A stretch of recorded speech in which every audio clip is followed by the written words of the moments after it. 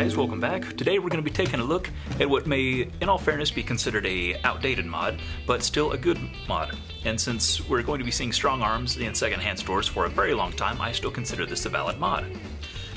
But ever since the days of the Maverick, the predecessor to the Strongarm, one of the most popular mods was a they called a full drop cylinder or even a removable cylinder mod, which allowed you to quickly trade out a preloaded cylinder and just shove a new one in, and it was nice and easy because you could just put the in, and then you could. So like I was saying, if you want a nice good solid sidearm, you get yourself a hammer shot.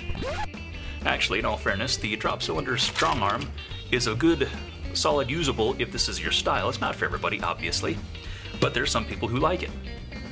But one of the main issues, as you just saw, is that most mods did away with the piece here that helps to lock the cylinder back in. And so what you have is that you can quickly change the cylinder, but then you have to take your hand off the trigger, push the little button to drop the cylinder in. And that really bothered me. You know, this is a really early mod. This was probably one of my very first mods, actually, when I first got into the hobby. This was before the integration days. But it didn't make sense to me that you took the piece that makes the reloading easier and you disable it. And so what I did, as you can see, I maintained the partial travel of this piece, and it's got a little tiny spring in it to where when you eject the cylinder, it pushes this piece out, which all it really does is act as the little ramp pushes down on this thing, so you have a nice clean reinstallation of the cylinder without having to push the button. So when you eject the cylinder, it puts this guy out. You can just nose it in, bump it over, you're back and ready to go. Pop it out, grab the next one, shove it in.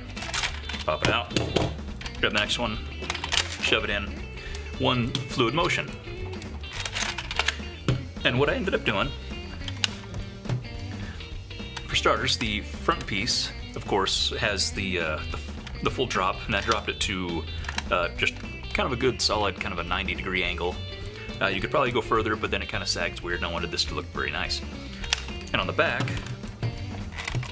I'd originally done the full drop out, and so I had to come back and do a little repair, and because I didn't have a whole lot of materials at my disposal at the time, what I ended up doing is add a little bit of hot glue in the bottom here and shaped it, and basically just added a little bit, shaped it, added a little bit, until I got the amount of travel that I wanted, and really all I needed it to do was get past the little locking lug there. Because you don't want it to come out too far, because then if you have this piece hanging out past the side of the Strongarm itself, then you're going to be crashing into it when you're inserting cylinders.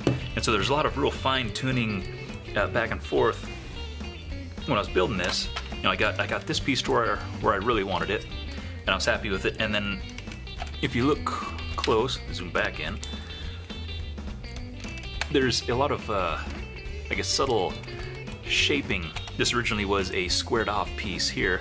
Don't focus over there, focus over here. Hey. And so I took a file and sandpaper and smoothed this in, and I just sat there in my work area and basically just sat there and went, you know, shoved the cylinder in and out, in and out, in and out quick as I could, and anything that I hung up on, I just, you know, whittled that back a little bit. And so I ended up with this nice, kind of a real eased off shape here to where, you know, in a hurry, you can just bring this guy in, kind of cruising alongside the shell, and just bump it in and drop it in with no problem. You can turn down and trim down this piece here, which originally had a bit more of a ring to it, and so I just shaved it down just a little bit so it was easier to pop it in real quick. I did that with the other one as well.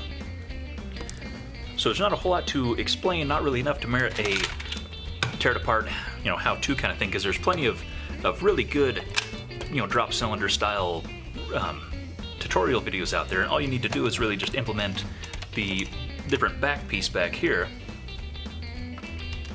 just to get that nice little action.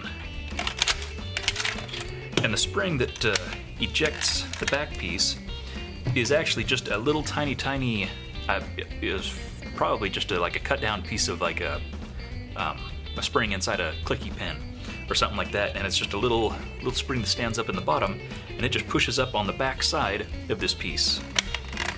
If you're clever and have the resources, you could probably use a little torsion spring or something like that to kick it out, or even do the same thing up here, so it's not just kind of flopping, so it ejects and makes it solid and a nice stable target for aiming at, so you're not bumping this thing around while you're trying to put your new cylinder in.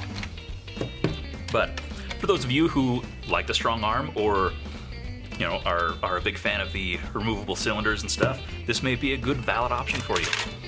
It simplifies actually aids in the ejection a little bit. You're not relying quite as much on having to throw the cylinder out, because it does aid a little bit, and it makes the reload an absolute breeze.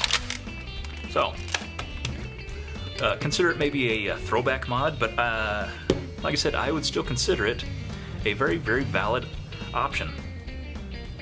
So if you have any questions regarding any of the particulars on this modification, go ahead and leave a comment in the description below.